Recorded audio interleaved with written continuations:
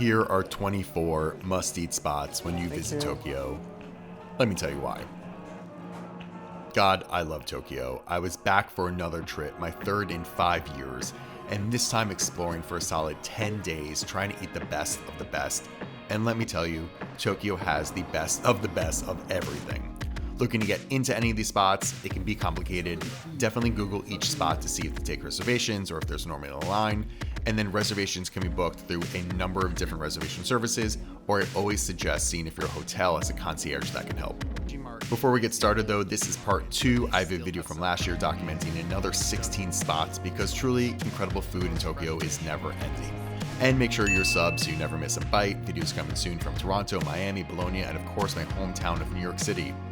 First 3 suggestions are always convenience stores, 7-Eleven, Lawson's, and Family Mart. Make sure you get there. And of course, you have to try my beloved egg salad santo.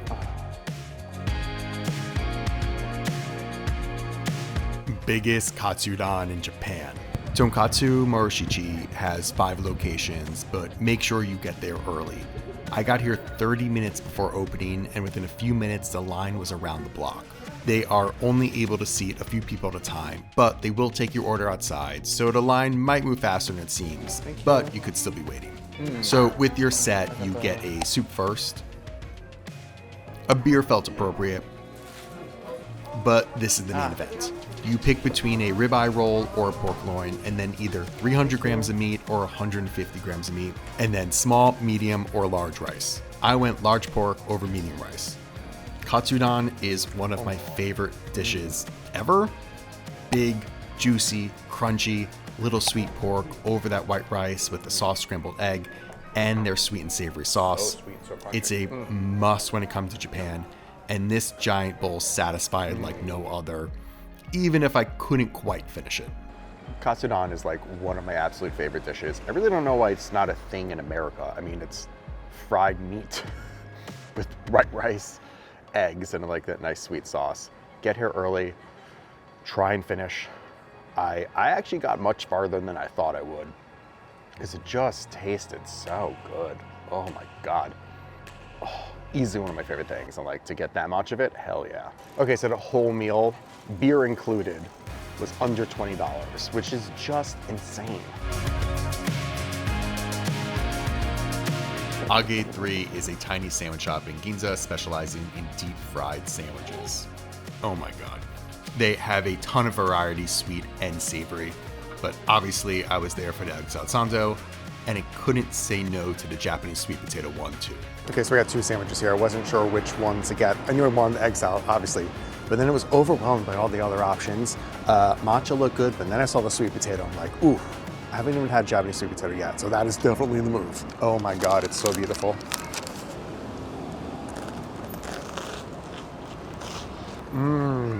Oh my God. It is so crunchy, not oily. I was worried about it being oily. Nice whipped cream right in the middle, and then the natural sweetness from the sweet potatoes and the sweetness coming through of what they put on top of it.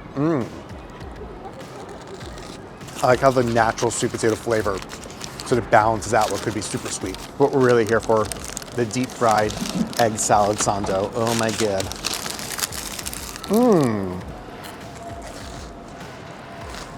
You know what's so impressive? They were able to get it to be just crispy on the outside, but still soft in the middle. Well, that's so easy to do. I mean, it's like luscious, creamy, little chunky egg salad. Oh, man. The contrast of textures is just insane. So crispy, still the chew of the bread, and ultra creamy egg salad. Whoa, this is too good.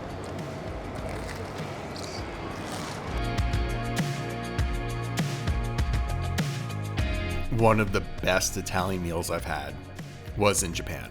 Hidden down these stairs is Akapao, which mixes Italian dishes with Japanese ingredients and technique. It's all super playful with a seasonal tasting menu focusing on nature, and currently it was all about wildflowers and wild vegetables. I love this stunning open kitchen showing off the meticulous preparation and plating. I mean, I was blown away by the presentation. Here are a few of my favorite bites. Okay, so this might be the best focaccia ever. I mean, I can still taste it if I close my eyes hard enough. Mountain thawing is a daikon radish with wasabi and cherry salmon hiding inside. Valley is charfish fried and served over risotto with a dashi broth. The ground is tagliatelle with the morel mushrooms and a chicory root reduction on top. Pro move, ask for more focaccia and soak up all of that sauce. Usual custom is an aged flounder with a butter and white wine sauce and with white Japanese root veggies.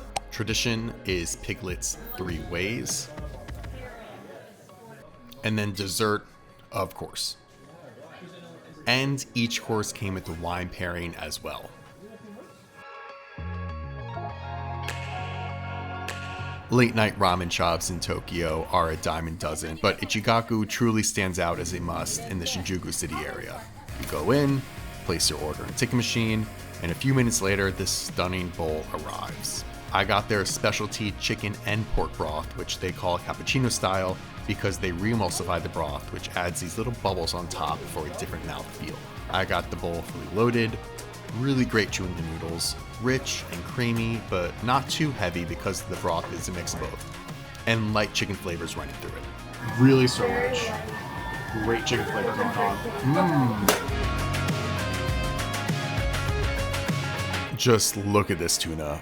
I want to eat this way every day. Sushi Ginza Onodera has more higher-end sushi restaurants around the world, but their Kiton Sushi, or revolving sushi bar, offers a more affordable way to try their Michelin award-winning sushi. So I was disappointed to see that while there is a conveyor belt, they don't actually just put the sushi on it, which definitely takes away from the fun. But you order whatever you want from the touchscreen in front of you, and moments later the sushi arrives. They are known for their tuna, but every bite was so good, rice was seasoned so well, and probably the uni ended up being my favorite bite. $75 for 2 people with a beer and a very full belly, absolutely.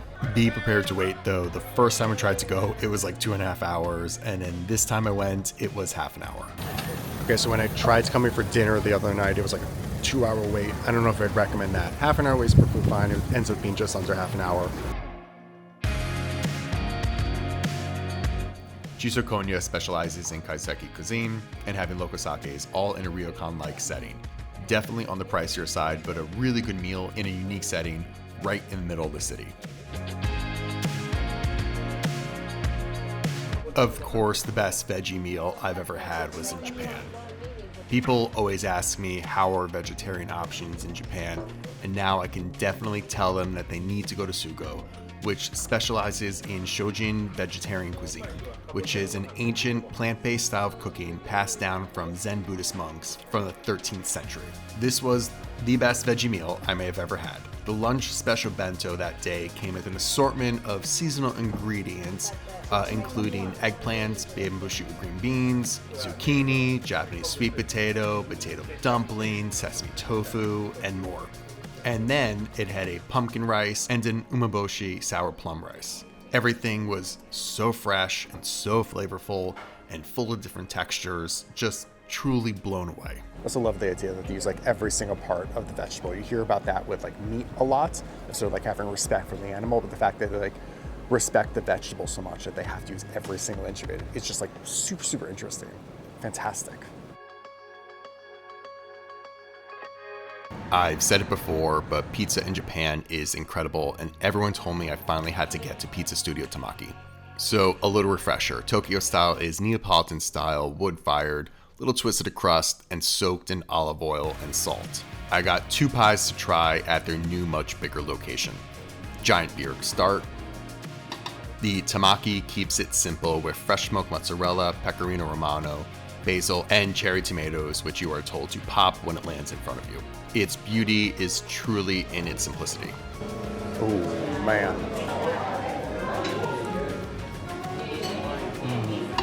Love that salt. Love that chard. Love that chew. Really bright, sweet tomatoes on there. And I got the 5 formaggi, which has fresh smoked mozzarella, gorgonzola, taleggio, grana padano, mascarpone, and you finish it with some honey.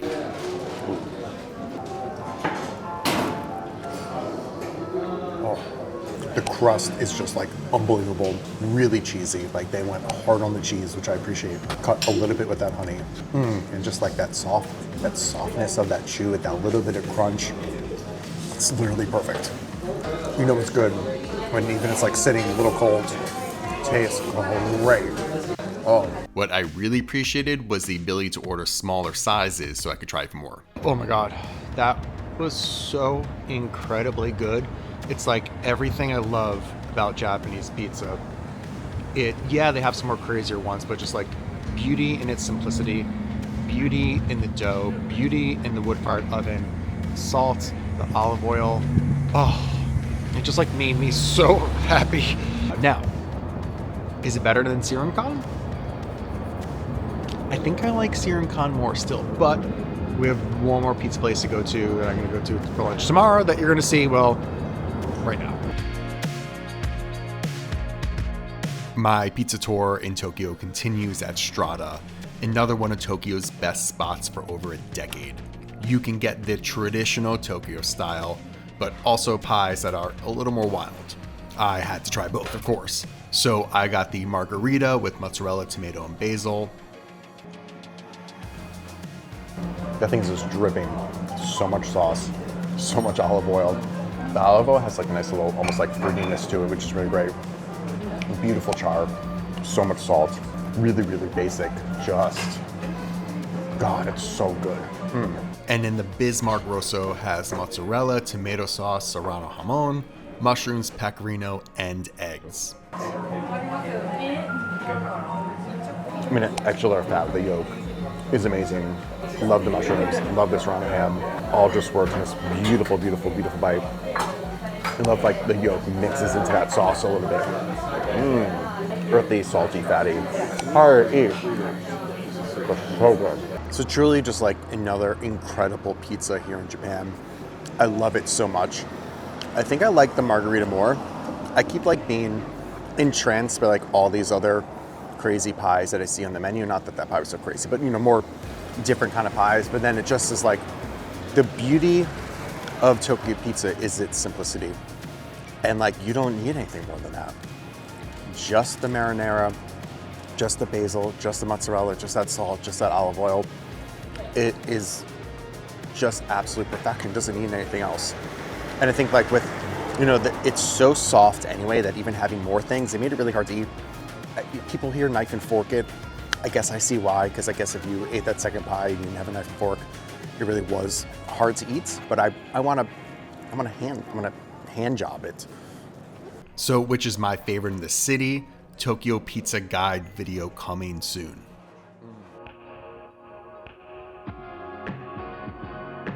Let's take a break from eating and check out 4 spots to go drink at. Okay, to find Sakibaro Nakamaguro, look for this hidden door to the left of the blue banner. Go past the bathrooms, turn the corner, and find the door to the staircase. Go up 3 flights, ignore the random junk, and you'll see this nondescript door with no signage. Step inside after 8 p.m. when dinner reservations are done, and you will find a sake oasis like no other. I thought I had stepped into an alternate universe through the door. One of the most special experiences in Japan. A few more bars to check out. Unknown Bar, yes, that's a name, is a Japanese tea and cocktail bar specializing in super cool gin and tea infused drinks. Wine Bar Rinka is another hidden bar in the back alley of the Kakurazaka in Shinjuku City. And for something super casual but still fun, playing all 70s music, check out Grandfather's and get their signature whiskey sour. I'm usually turned off by viral foods, but I couldn't say no to these viral Japanese sweet potato treats at Emop. This snack shop in the Asakusa area has a bunch of options to choose from, and I love Japanese sweet potatoes, so I got 2 things. First, their warm baked sweet potato topped with creme brulee and a custard cream. All right, let's get into the sweet potato here. Ooh, it's crackly. Ooh, oh, whoa, there's more things hiding inside of it. I just thought, oh my God, look, ooh, it's so creamy. That custard's really, really nice. The sweet potato itself, I love Japanese sweet potatoes, my favorite thing ever. Just a sort of nice natural sweetness. is fantastic. All of the caramelization almost adds a little bit more of like a burnt bitterness and then more sugar, which is really nice.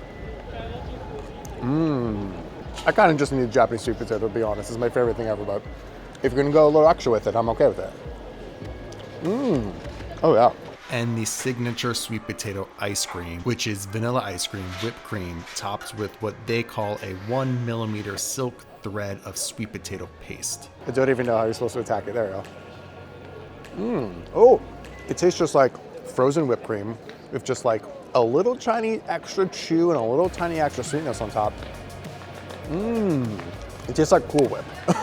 Honestly, because I don't like my desserts that sweet, are kind of perfect. I'm really into the flavor. I'm really into the texture. I'm really into the simplicity. And obviously it's cool when they make it. That's half the fun. Just be prepared, it's cash only. Looking for a one-of-a-kind yakitori experience in Tokyo? Book this spot. Yakitori can be found all over Tokyo, but for an elevated omakase yakitori experience, check out the 16-seat Yakitori Sei. With your meal, you get an app, 6 yakitori skewers with the most expensive chicken you could find in Japan, cooked with different parts, preparations, and sauces. Think like chicken liver, chicken meatballs, tamagoyaki, all were so good. You also get 2 veggies, a small plate, fried chicken wing, which was unreal, just like so crispy, an explosion of flavors. And we finished with this iron pot rice dish. They make an effort to choose the highest quality of ingredients, not only the chicken, but I'm serious, this is the greatest tomato I've ever had in my entire life. I could eat this like an apple. Perfect sweetness, tartness, texture, oh my god.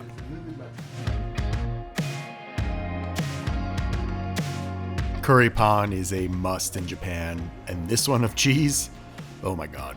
Tokyo Curry Pon in Asakusa changes things up from the traditional by baking instead of frying, adding truffle oil, but most importantly, stuffing it with cheese.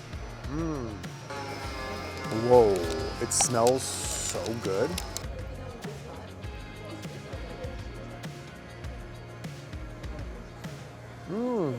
I love curry pon. I love those like deep, rich, warm spices running through it. It's such just like a soothing bite, and encompassed in that bread, it's always such like a nice bite. Now adding cheese, I'm all into it. Adding just like that extra layer of fat to it. I didn't know if it would really work, but this works. I like just how light it is with a little panko crust around the edge. And they have a little truffle oil in there too, just like more of the aroma hitting your nose. And sometimes it's gonna be really oily. It doesn't taste very oily at all. I love coffee, so I had to book a tasting at Coffee Mamea Kakuru. You sit down at this big, beautiful, minimalist, legit coffee lab and begin by selecting your course. I did the signature, and then your personal barista helps you choose the coffee beans you want based on your preferences. You then get a mix of courses with different preparations on the coffee itself, all in different forms. Cold brew, mocktails, hot coffee, milk brews, and each course has a little treat as well. Some of these were brewed up to 14 hours and all done at different temperatures.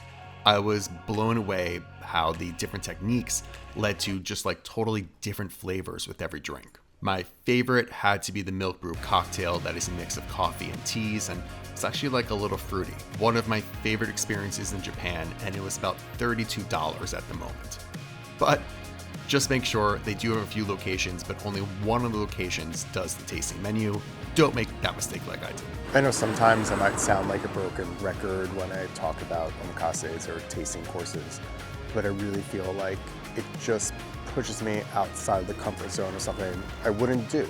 I drink coffee every single day, but I drink the same coffee every single day. I don't really love coffee, but I'm a creature of habit, so coming here and being able to taste, you know, not only the different types of beans and flavors of just the coffee itself that I wouldn't necessarily order, but having it in such really interesting and unique ways. It's just so special. Like the first course it gave me, I didn't love, honestly. It was like very fruity and sweet, but everything else was really great. I also just love that, you know, I wasn't sure what to expect. So I thought maybe just like espresso things, just tasting, maybe just straight up hot coffee. But no, they really had so many different types of preparations that I was not prepared for, and little treats with everything. Like if you're a coffee lover, like absolutely must do. Super, super cool, really, really unique. Loved it. One of my joys when traveling is just to walk for hours and see where it leads me. And when I looked up from my walk and saw a New York Club bagel sandwich, I knew I had to try and see just how New York City it was. I went basic, everything bagel with lox, scallion cream cheese, and onions. They look very pretty. Let's see.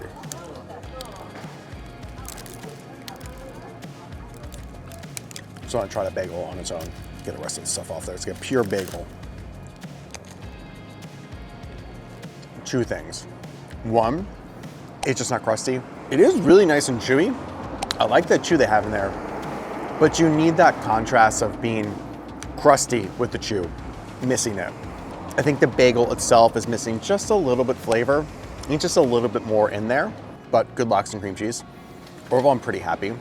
Like I would not be upset if I ate this bagel. I could easily finish this bagel. I don't think it's gross. I don't know if it's like New York City standards, which is the game we're playing here, what we're trying to find. But honestly, like, I think impressed enough. Last time I had a bagel here, it was like inedible. This is definitely edible. Just a little off, but they're there. And I'm kind of okay with like not having a lot of things in it. Bagel's like $9.50. So for Japan, I think that's a little expensive also for like not getting that much fish in there. I met Mayan Sake for their sake pairing dinner, which has French and Italian influences. Every bite was so interesting and paired with sake in such a unique way. You were told to bite and sip together for the harmony. For example, this sake actually had cheese in it to pair with that risotto.